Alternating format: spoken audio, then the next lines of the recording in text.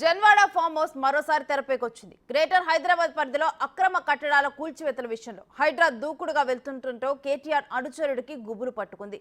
ఆ farm house ను కూల్చొద్దంటూ ప్రదీప్ రెడ్డి కోర్టును ఆశ్రయించారు.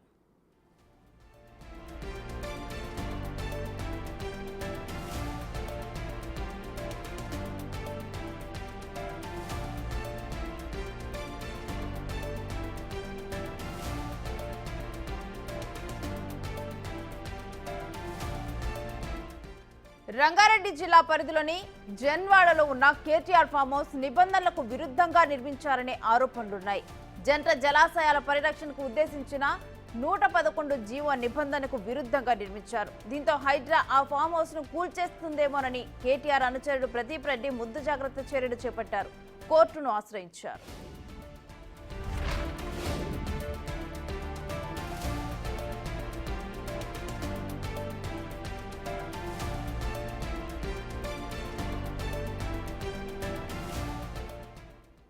ఇక ఇదే అంశానికి సంబంధించిన డీటెయిల్స్ మా ఇన్పుట్ ఎడిటర్ పవన్ అందిస్తారు.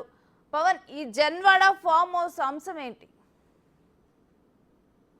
జన్వాడ ఫామ్ హౌస్ అంటే అందరికీ గుర్తొచ్చేది కేటీఆర్ ఫామ్ హౌస్. కేటీఆర్ నిబంధనలకు విరుద్ధంగా అక్కడ భారీ ఫామ్ హౌస్ నిర్మించాడు. గతంలో ఇప్పటి ముఖ్యమంత్రి అప్పుడు ప్రతిపక్షంలో ఉన్న సమయంలో కేటీఆర్ అక్రమంగా అటు అన్ని నిబంధనలు ఉల్లంఘించి అక్కడ ఫామ్ హౌస్ నిర్మించాడంటూ అక్కడ డ్రోన్ ఎగరవేయడం, దాంతో ఆయన పైన కేసు పెట్టి జైలు పాలు చేయడం ఇదంతా కూడా జరిగింది. గత కొద్ది రోజుల క్రితం బిగ్ టీవీ ఒక సంచలన కథనాన్ని ప్రసారం చేసింది. జన్వాడ ఫామ్ హౌస్ అన్ని నిబంధనలు అతిక్రమించి అక్కడ నిర్మించారు, ఎటువంటి అనుమతులు తీసుకోకుండా అన్ని అనుమతులు తీసుకున్నట్లుగా సృష్టించి ఇష్టారాజ్యంగా దాన్ని నిర్మించారంటూ కథనాలు ప్రసారం చేసింది. అంతేకాకుండా దీనికి ఎవరైతే యజమాని అని చెప్పుకుంటున్నాడో ప్రదీప్ రెడ్డి, అతను ఎలా కొనుగోలు చేశాడు, వివాదాస్పద భూములు, ఆ భూములు ముందుగా ఎవరికి సంబంధించినవి, ఏ సమయంలో ఈ కొనుగోళ్ళన్నీ జరిగాయి, అనేక అనుమానాస్పద లావాదేవీలన్నింటినీ కూడా బట్టబయలు చేస్తూ ఒక కథనాన్ని ప్రసారం చేసింది.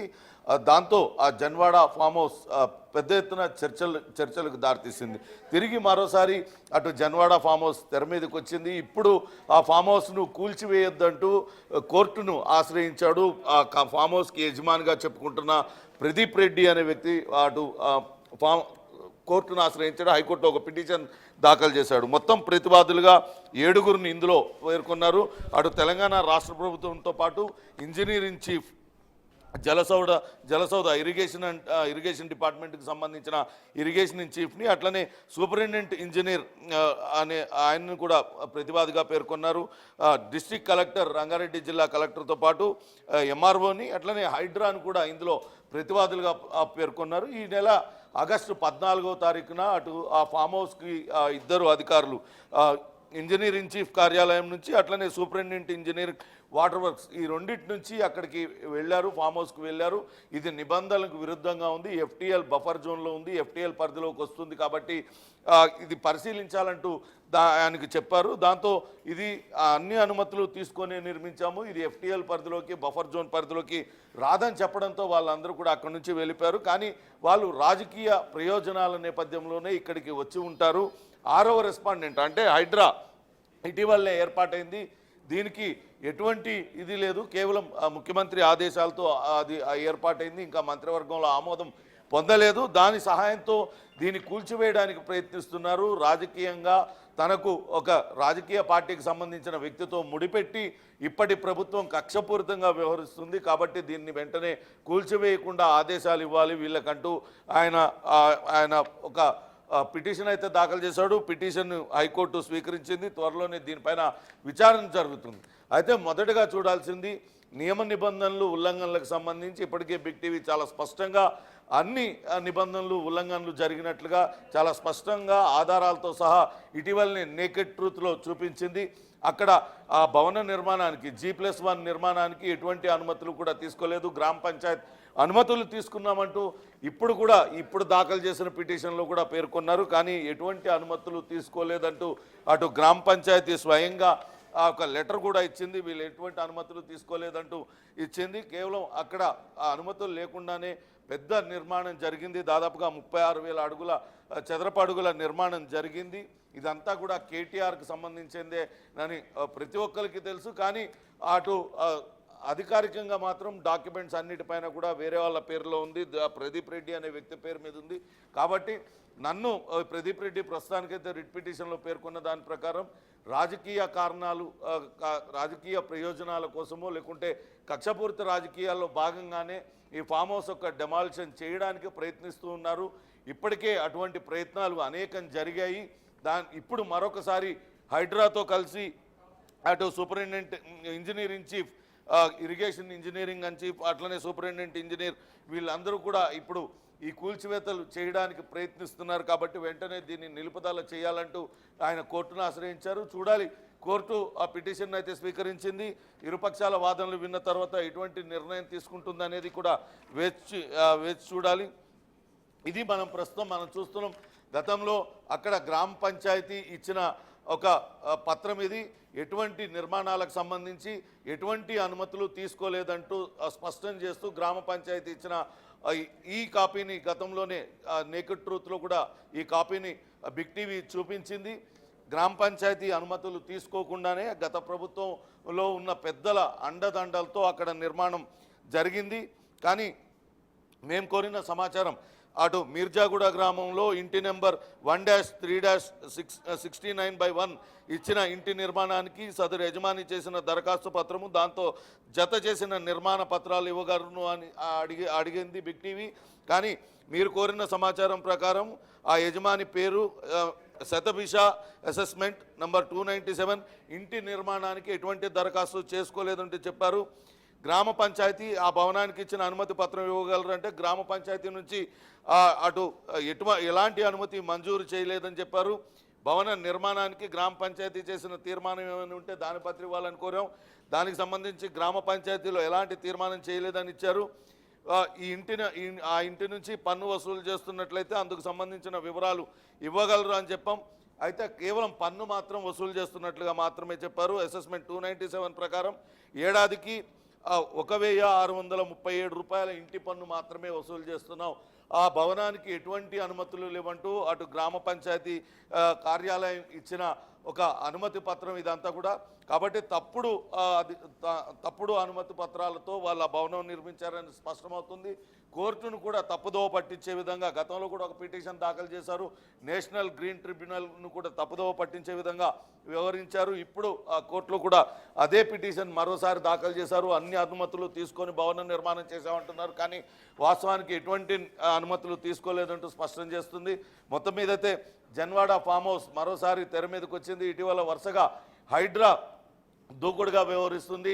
అటు బఫర్ జోన్ FTL పరిధిలో ఉన్న భవనాలకు నోటీసులు ఇవ్వడంతో పాటు అనుమతులు లేకుండా అక్రమ నిర్మాణాలు, చెరువులను ఆక్రమించి కట్టిన నిర్మాణాలపైన అటు ఉక్కుపాదం మోపుతుంది. కూల్చివేతలకు పాల్పడడంతో ఖచ్చితంగా దాన్ని అడ్డుకట్ట ఆపాలంటూ వీళ్ళు పిటిషన్ దాఖలు చేశారు. చూడాలి హైకోర్టులో విచారణ ఎప్పుడు చేపడుతుంది, విచారణకు వచ్చిన తర్వాత ఎటువంటి వాదనలు వినిపించబోతారనేది కూడా వేచి చూడాలి. ఆ తర్వాతే ఒక నిర్ణయం తీసుకునే అవకాశం ఉంటుంది. Renu, right, thank you Pawan.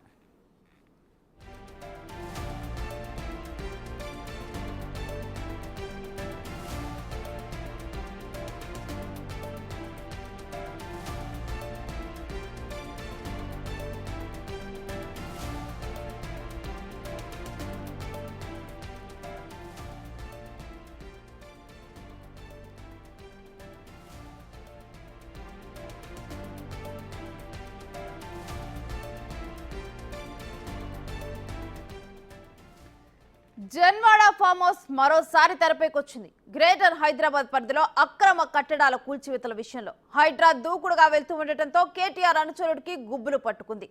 ఆ ఫామ్ హౌస్ ను కూల్చొద్దంటూ ప్రదీప్ రెడ్డి కోర్టును ఆశ్రయించాడు.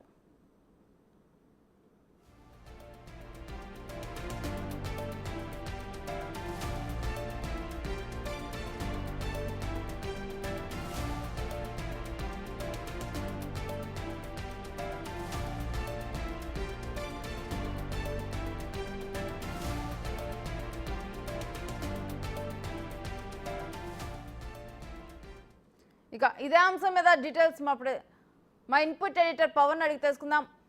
పవన్, జన్వాడ ఫామ్ హౌస్ అంశం ఇప్పుడు కోర్టుకు చేరింది, డీటెయిల్స్ ఏంటి? చెరువుల ఎఫ్టీఎల్ పరిధిలోకి వస్తుంది, అట్లనే బఫర్ జోన్లోకి వస్తుంది. ఇది అక్రమ నిర్మాణం అంటూ అనేక సార్లు దానిపైన ప్రస్తావన వచ్చింది. కానీ అప్పటి ప్రభుత్వంలో పెద్దలు అండదండలతో ఎటువంటి చర్యలకు అక్కడ గ్రామ పంచాయతీల్లో కావచ్చు, మండల లెవెల్లో, అటు రంగారెడ్డి జిల్లా కలెక్టర్ స్థాయిలో కూడా ఎటువంటి చర్యలు తీసుకోలేదు దానిపైన. అయితే జన్వాడ ఫామ్ హౌస్ తనది కాదు అని ఎప్పుడు కూడా ఆయన కేటీఆర్ కూడా చెప్పలేదు. కానీ ఎప్పటికప్పుడు ఆ కేటీఆర్ ఫామ్ హౌస్ అంటూ పదే పదే ప్రస్తావన వస్తుంది. కొద్ది రోజులు జన్వాడ ఫామ్ హౌస్లోనే కేటీఆర్ కుటుంబం అంతా కూడా ఉంది. ఇటీవల బిగ్ టీవీ అటు జన్వాడ ఫామ్ హౌస్ పైన ప్రత్యేక కథనాన్ని ప్రసారం చేసిన తర్వాత మాత్రం ప్రసారం చేసింది. అందులో ఏ రకంగా అక్రమాలకు పాల్పడింది, ఆ ఫామ్ హౌస్ నిర్మాణానికి ఏ రకమైన నిబంధనలు ఉల్లంఘించింది, అన్ని కళ్ళ కట్టినట్లుగా చూపించింది. కేవలం ఫామ్ హౌస్ నిర్మాణమే కాకుండా అక్కడ భూములు కొనుగోలుకు సంబంధించి అనేక అవకతవకలకు పాల్పడ్డారు. ఎవరి నుంచి ఎవరు భూమిని కొన్నారు, అది ఎవరి పేరు మీదకి బదలాయించారు, చివరిగా దీని యజమానిగా చెప్పుకుంటున్న ప్రదీప్ రెడ్డి ఎవరి దగ్గర నుంచి ఈ భూమి కొనుగోలు చేశాడు, తదితర వివరాలన్నింటినీ కూడా ఆధారాలతో సహా బిగ్ టీవీ బయటపెట్టింది. దాంతో పెద్ద సంచలనమే అటు రేగింది. అసలు ఇన్ని రోజులు అటు కేటీఆర్ ఫామ్ హౌస్ కానీ అందరూ చెప్తూ వస్తున్నారు. గతంలో నేషనల్ గ్రీన్ ట్రిబ్యునల్ని ఆశ్రయించారు కొంతమంది. అది పర్యావరణానికి హాని చేసే విధంగా నిర్మాణం జరిగింది కాబట్టి దానిపైన చర్యలు తీసుకోవాలంటూ చేసినప్పుడే మొదటిసారిగా ప్రదీప్ రెడ్డి అనే వ్యక్తి తెర మీదకి వచ్చాడు. ఈ ఫామ్ హౌస్ తనదేనంటూ ఆ సర్వే నెంబర్లు 311లో కావచ్చు, ఇతర సర్వే నెంబర్లో ఉన్న ఫామ్ హౌస్ తనదేనంటూ దానిపైన ఎటువంటి చర్యలు తీసుకోవద్దంటూ ఆయన కోర్టును ఆశ్రయించాడు. అప్పుడు మాత్రమే ప్రదీప్ రెడ్డి బోండా అనే బద్వేలు అనే వ్యక్తి పేరు తెర మీదకి వచ్చింది. తాజాగా మరొకసారి ఆయన తిరిగి కోర్టును ఆశ్రయించారు. ఇటీవల హైడ్రా వరుసగా చెరువులను ఆక్రమించి చెరువుల్లో లేకుంటే బఫర్ జోన్లలో లేకుంటే ఎఫ్టీఎల్ పరిధిలో నిర్మించిన నిర్మాణాలపైన ఉక్కుపాదం మోపుతుంది. ఎక్కడికక్కడ వాటిలన్నింటినీ తొలగించి వేస్తుంది. పర్యావరణానికి చేటు చేసే విధంగా ఈ నిర్మాణాలన్నీ జరిగాయి. చెరువుల్ని పరిరక్షించుకోవాల్సిన బాధ్యత ఉంటుంది. ఖచ్చితంగా హైదరాబాద్లో ఉన్న చెరువుల్ని కాపాడే ప్రయత్నం చేస్తుంది కాబట్టి ప్రత్యేకంగా హైడ్రాను ఏర్పాటు చేశారు. దానికి పూర్తి స్వేచ్ఛను కూడా ఇచ్చారు. ఇటీవల మనం చూస్తున్నాం అనేక ప్రాంతాలలో హైడ్రా ఆధ్వర్యంలో చెరువులలో నిర్మించిన నిర్మాణాలను కూల్చివేస్తున్న నేపథ్యంలోనే ఒక్కసారిగా అటు కేటీఆర్ అనుచరుల గుండెల్లో గుబులు మొదలైంది. దాంతో హైకోర్టును ఆశ్రయించారు. దానిలో వాళ్ళు చాలా స్పష్టంగా చెప్తూ ఉన్నారు. ఇటీవలనే కొంతమంది అధికారులు ఆ ఇంటిని ఫామ్ హౌస్ని పరిశీలించడానికి వెళ్ళారంటూ స్వయంగా ఈ పిటిషన్లో పేర్కొన్నారు. ఆగస్టు 14వ తారీఖున 2024 రోజున అధికారులు అటు జలమండలి నుంచి, ఇంజనీరింగ్ చీఫ్ కార్యాలయం నుంచి కొంతమంది, అట్లనే సూపరింటెండెంట్ ఇంజనీర్ ఈ కార్యాలయం నుంచి అధికారులు అక్కడికి వెళ్ళారు. ఎటువంటి అనుమతులు ఉన్నాయి, ఏమేమి నియమ నిబంధనలు ఉల్లంఘించారు, వీటిలన్నింటినీ కూడా పరిశీలించారు. వాటికి సంబంధించిన పత్రాలను ఆ యజమాని ప్రదీప్ రెడ్డిని అడిగారు. దాంతో ప్రదీప్ రెడ్డి కావాలనే హైడ్రాతో కలిసి వీళ్ళందరూ కూడా కుట్ర పన్నుతున్నారు, రాజకీయ కక్షలో భాగంగా తనపైన కక్ష సాధింపు చర్యలకు దిగుతున్నారు. తాను అన్ని అనుమతులు తీసుకొని ఈ భవనాన్ని నిర్మించాను, అక్కడ ఫామ్ హౌస్ను ఏర్పాటు చేసుకున్నాను, కానీ తనకు ఒక రాజకీయ నాయకుడితో లింక్ పెట్టారు అంటూ ఆయన చెప్తూ వస్తున్నారు. రాజకీయ నాయకుడితో లింక్ పెట్టడం కాదు, చాలా రోజులుగా అక్కడ ఆ ఫామ్ హౌస్లో కేటీఆర్ ఉన్నాడు అనేది అందరికీ తెలిసిన విషయమే. అది కేటీఆర్ ఫామ్ హౌస్గానే చెప్తారు. మనం చుట్టుపక్కల ఆ బిగ్ టీవీ గతంలో నేకెడ్ ట్రూత్లో కథనం ఇచ్చినప్పుడు అక్కడ స్థానికంగా ఉన్న మీర్జాగూడ గ్రామానికి సంబంధించిన రైతులు కావచ్చు, ఇతరులందరితో కూడా వాళ్ళందరితో మాట్లాడించడం జరిగింది. వాళ్ళందరూ కూడా చెప్తూ వచ్చారు కేటీఆర్ కుటుంబంతో సహా ఈ ఫామ్ హౌస్లో ఉన్నారు, అది కేటీఆర్ ఫామ్ హౌసే అంటూ చెప్తూ వచ్చారు. కానీ ఇప్పుడు ఈ ప్రదీప్ రెడ్డి మాత్రం తనకు ఏమాత్రం రాజకీయ నాయకుడితో సంబంధం లేదు, కానీ ఆ రాజకీయ నాయకుడితో సంబంధం ఉందంటూ ప్రచారం చేస్తూ రాజకీయ కుట్రలో భాగంగా ఇది కూల్చివేయడానికి ప్రయత్నిస్తున్నారు. కాబట్టి దానిపైన తదుపరి ఎటువంటి చర్యలు తీసుకోకుండా వాళ్లకు స్టే ఇచ్చే విధంగా చూడాలంటూ ఆయన పిటిషన్ అయితే దాఖలు చేశారు. రిట్ పిటిషన్ దాఖలు చేశారు. రిట్ పిటిషన్ను హైకోర్టు స్వీకరించింది. దీనిపైన త్వరలోనే వాదనలు జరగనున్నాయి. అయితే ఆ 111 జీవో తమ పరిధిలోకి రాదంటూ ఇటీవల అటు హైడ్రా కమిషనర్ ఐపీఎస్ రంగనాథ్ స్పష్టం చేశారు. ఆయనతో బిగ్ టీవీ చేసిన ఇంటర్వ్యూలో చాలా స్పష్టంగా ఆయన చెప్పారు. 111 జీవో పరిధిలో ఉన్న ప్రాంతాలు ఏవి కూడా హైడ్రా పరిధిలోకి రావంటూ ఆయన స్పష్టం చేశారు. కానీ వీళ్ళు ఎందుకు భయపడుతున్నారు అంటే నిజంగానే అక్రమాలకు పాల్పడ్డారు, నిబంధనలు ఉల్లంఘించారు కాబట్టి భయపడి వాళ్ళు ముందు హైకోర్టును ఆశ్రయించారనే భావించాల్సి వస్తుంది. చూద్దాం. హైకోర్టులో అయితే పిటిషన్ దాఖలు చేశారు, అన్ని అనుమతులు తీసుకుంటామంటూ చెప్తున్నారు. కానీ చాలా స్పష్టంగా చూపిస్తున్నాం, ఇక్కడ ఎటువంటి అనుమతులు తీసుకోలేదు, అనుమతులు ఏమీ కూడా ఇవ్వలేదు, గ్రామ పంచాయతీ నుంచి నిర్మాణానికి ఎటువంటి అనుమతులు తీసుకోలేదని చాలా స్పష్టంగా చెప్తూ ఉంది. హైకోర్టును కూడా తప్పుదోవ పట్టించే విధంగా అనుమతులు తీసుకున్నాం నిర్మాణానికి గ్రామ పంచాయతీ నుంచి అంటూ ఈ పిటిషన్లో కూడా పేర్కొన్నారు. ముందుగా అటు పిటిషన్ దాఖలు చేసిన వ్యక్తి అటు వాదనలు జరగనున్నాయి. త్వరలోనే దీనిపైన పిటిషన్ పైన కోర్టు ఎటువంటి నిర్ణయం తీసుకుంటుందో వేచి చూడాలి. Thank you Pawan.